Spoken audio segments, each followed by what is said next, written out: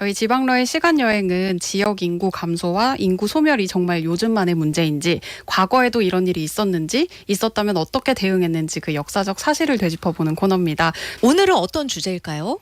그 지방 소멸 위기와 지역 균형 발전을 위한 해법 중 하나로 요즘 반려동물 친화 도시가 주목을 받고 있습니다. 네. 반려동물 인구가 증가하면서 동물과 함께 살아가는 환경에 대한 관심도 많이 커지고 있으니까 이런 예. 정책이 나오고 있습니다. 네. 그러니까요. 원래 애완동물이라는 용어를 쓰다가 네. 언젠가부터 반려동물로 바뀌었단 말이에요. 네. 이런 개념이 언제부터 생겨난 걸까요? 이 반려동물이라는 용어 자체는 2007년 동물보호법이 개정되면서 공식적으로 사용됐습니다. 그전에는 말씀하신 대로 애완동물이라는 말을 썼는데요. 이건 사람의 기쁨이나 편의를 위해서 기르는 동물이다. 이런 의미가 컸기 때문에 함께 살아가는 친구로 존중하는 표현으로 쓰고자 반려동물이라는 이런 단어를 채택하게 됩니다.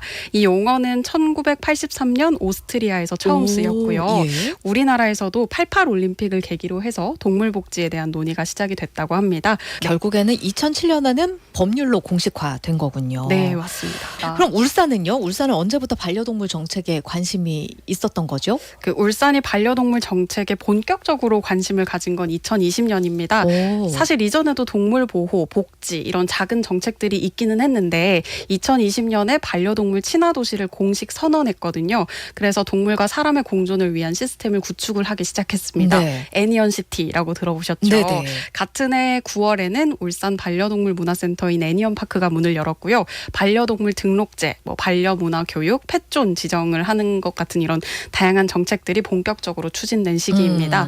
그 이후에 울산은 반려동물과 관련된 문화라든지 관광 복지 정책에 점점 더 이렇게 관심을 돌리고 있습니다. 네. 울산은 반려동물 친화 관광 도시로 선정되기도 했잖아요. 네, 그 반려동물 친화 도시, 친화 관광 도시는 문체부와 관광공사에서 반려동물과 함께하는 여행 수요에 대응하고자, 그리고 반려동물과 함께 편안히 여행할 수 있는 환경을 만들고자 추진하는 사업입니다. 이것도 유동인구를 자연스럽게 늘리기 위한 조치 중에 하나로 이해를 해볼 수가 있죠. 그럼 선정은 언제 된 거예요? 2023년입니다. 얼마 안 됐네요. 그렇죠. 울산은 산업도시 이미지를 넘어서 관광도시로 변화를 주기 위해서 노력을 했습니다. 그래서 태화강역과 울산역을 중심으로 두 구역을 나눠서 반려동물과 함께 여행할 수 있는 콘텐츠도 만들고 인프라도 만들 계획을 세웠고요.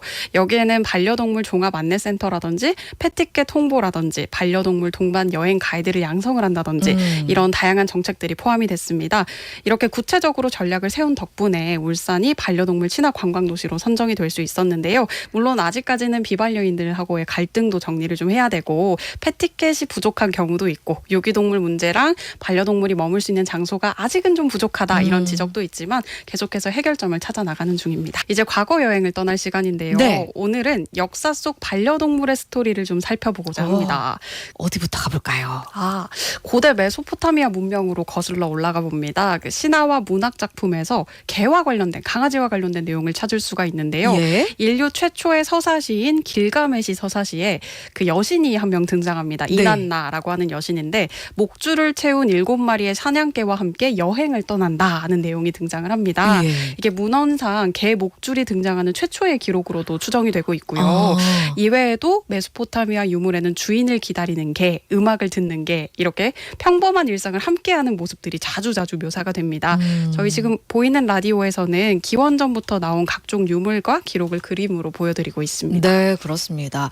아주 고대까지는 아니고요. 로코코 시대, 바로크 시대 이런 그림들을 여러분께 보이는 라디오에서 보여드리고 있는데 고양이가 항아리 밑에서 막 장난치는 모습, 그리고 어린아이가 고양이를 너무나 사랑스럽게 안고 있는 모습, 그리고 또 어떤 그림에는 개하고 고양이가 사람들이 일상적으로 나누는 대화 속에서 그 특유의 능청스러움이라고 해야 할까요? 너무 편해 보입니다. 예, 네. 그러니까요. 그리고 지금 보여드리는 게 고대 이집트 18왕조의 무덤 벽화의 일부에서 새끼를 간 낳은 어미 강아지의 모습을 또 벽화로 해놓은 것들이 있더라고요. 네.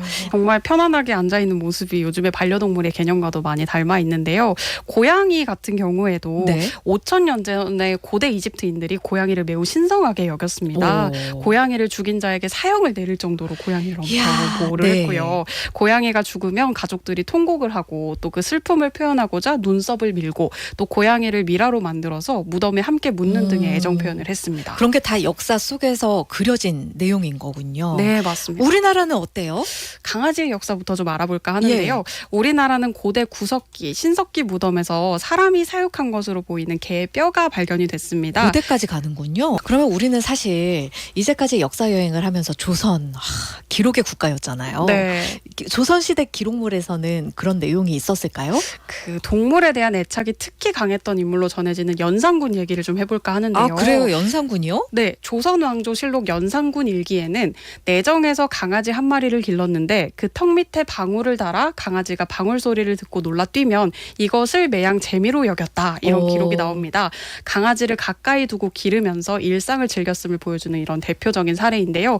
사실 그 연산군이 폭군으로 좀 알려져 있지 네네. 않습니까? 시간이 흐르면서 동물을 좀 과시용이거나 오량용으로 대하는 등 좀 태도가 달라졌다는 기록도 있지만 예. 초기에는 현대 반려동물의 개념과 유사하게 일상을 즐겼다고 알려져 있습니다. 아니, 궁궐에서 뛰노는 강아지의 모습은 네. 얼마나 행복할까? 너무 드넓잖아요. 그렇죠. 그런, 네. 그런 모습이 딱 상상이 되면서 좋네요.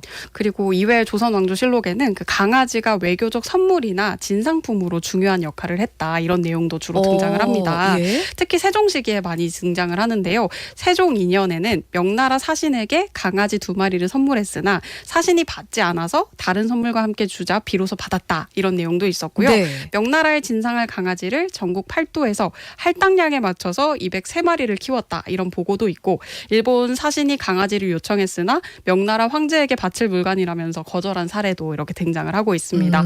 사실 현대 반려동물의 개념과는 조금 다르긴 하지만 강아지를 귀하게 여겼다. 이런 점을 좀 추측을 해볼 수가 있겠습니다. 예. 네. 고양이는요? 앞서 언급한 연산군 일기를 한 번 더 들여다볼 텐데요. 네. 고양이를 훈련하고 관리하는 내관이 있었다. 고양이를 잃어버린 내관에게 엄벌을 내렸다. 이런 일화도 전해지고요. 또 조선 19대 왕 숙종의 사례가 굉장히 유명합니다. 예, 예. 길고양이에게 금손이라는 이름을 지어주고 궁에서 직접 돌보고 또 식사 때 고기 반찬을 손수 먹여주기도 하고요. 이야, 네. 정사를 볼 때 곁에 두는 등 어머. 이렇게 각별한 사랑을 보여줬다고 알려져 있습니다. 예. 그리고 숙종이 승하한 뒤에 금손이가 식음을 전폐하면서 주인을 그리워했다. 이런 기록도 있고요. 이후에 금손이가 이제 세상을 달리한 후에도 숙종의 능 옆에 묻혔다. 이런 이야기까지 전해집니다. 이 이야기는 주로 이렇게 성우사설, 동포집, 열성어제라고 하는 책에서 확인을 할 수가 있습니다. 아니, 우리가 왜 사극 드라마 보면 진짜 왕들이 그 왕자 어좌에 앉아서 심각하게 신하들과 회의하고 뭐 윽박 지르고 이런 내용만 보잖아요. 네. 그런데 실제 숙종 같은 경우에는 금손이라는 고양이가 그 어좌 곁에서 낮잠을 자고 있거나 그렇죠. 졸고 있거나 그런 풍경이 실제 했었던 거네요. 네, 맞아요. 그리고 조선의 17대 왕 효종의 딸 역시 고양이를 아꼈다고 합니다. 숙명공주인데요. 예. 효종이 숙명공주에게 보낸 한글 편지 숙명신한첩이라고 하는 책이 있습니다. 예. 여기는 효종이 딸에게 왜 고양이만 안고 있느냐 이렇게 좀 사랑스럽게 꾸짖는 내용이 담겨 있고요. 예. 21대 왕 영조도 그 팔이 잠깐 아팠던 시절이 있는데 네. 그 통증을 치료할 방법으로 고양이 가죽을 약재로 쓰자 이런 제안을 어머나. 받았는데 네. 실용적인 목적을 위해서 고양이를 살상하는 것은 금지한다. 어렸을 때부터 궁궐에서 고양이가 많이 노는 걸 봐서 그런 건 못할 짓이다. 이렇게 말을 했다고 전해집니다. 이 와. 얘기는 조선왕조실록에 실려 있습니다. 영조. 그러면은 영조의 이 발언을 좀 미루어 짐작해 보면 궁궐에서 놀고 논의는 길고양이 같은 친구들이 많았다는 거네요. 네, 생각보다 동물에 대한 기록이 조선왕조실록에 많이 등장합니다. 고양이 외에 다른 동물을 길렀던 그런 기록도 있을까요? 조선의 제9대왕 성종도 동물에 대한 애정이 아주 각별했던 왕으로 손꼽히는데요. 제가 자료를 좀 준비를 해왔습니다. 네. 이게 조선왕조실록에 실제 적힌 내용인데요. 항상 동물을 좋아하지 않는다고 말했지만 실제로는 사슴, 원숭이, 고니, 송골매, 개, 앵무새, 노루 이렇게 다 꼽기도 어려울 만큼 수많은 동물을 궁궐에서 키웠습니다. 외국에서 진상된 동물도 직접 돌보기도 했는데요. 지금 내용에서 보시듯이 원숭이에게 집과 옷을 내어주라라고 사복 씨에게 명령을 했는데 그게 이제 다른 신하들에게 이렇게 걸려서 그렇게 하면 안 됩니다라는 이런 이야기를 듣기도 합니다. 이렇게 얘기를 한 거군요. 네, 이외에 일부 양반들도 그리고 문인들도 고양이나 두루미, 금붕어, 비둘기를 길렀다고 전해지고요. 이게 시와 그림의 소재로 많이 삼으면서 애정과 교감을 나누는 존재로 동물이 있었다라는 걸 좀 추측을 해볼 수가 있습니다. 아니 원숭이한테 한복 입혔으면 정말 귀엽겠는데. 그러니까요. 그런데 이게 반대를 했던 이유가 왕의 지나친 동물 사랑은 비판의 대상이 되기도 했습니다. 어쩌면 백성들한테는 네. 우리도 못 입는 옷을 왜 동물을 입히냐 이럴 수도 있었다는 거군요. 그렇죠. 조선 사회 자체가 유교랑 성리학적 가치관이 강했던 곳이잖아요. 그러니까 동물을 기르는 행위 자체가 군자의 덕목에 어긋난다 이렇게 여겨지기도 했고요. 농본주의 사회였기 때문에 반려동물이 곡식을 축내는 존재다 이렇게 생각하시는 분들이 있을까봐 네. 신하들은 좀 걱정을 하셨고요. 그리고 아까 전에 동물 애호가였던 성종이 계속 말씀하실 때 겉으로는 나는 동물을 좋아하지 않는다 했지만 네. 아끼는 동물들이 많았던 거잖아요. 맞아요. 예. 항상 나는 동물을 좋아하지 않는다로 시작을 답변을 하셨다고 합니다. 네. 뭐 오늘날에도 모든 사람들이 동물을 좋아하고 사랑하는 건 아니잖아요. 네. 뭐 역사 자료 속에서도 비록 저희는 지금 조선시대 잠깐 들여다봤지만 동물을 바라보는 시각이 크게 다르진 않네요. 최근에 동물은 물건이 아니다 이런 민법 개정안이 발의되기는 했지만 법적 기준과 또 사회적 합의가 부족해서 아직 통과되지 않는 이유도 아마 비슷한 이유일 겁니다. 그 입장 차이랑 해석의 여지가 있는 만큼 감정보다는 현실적으로 어떻게 맞춰서 살아갈지 좀 균형 있는 논의가 필요하지 않을까라는 생각도 슬쩍 해보게 됐습니다. 네.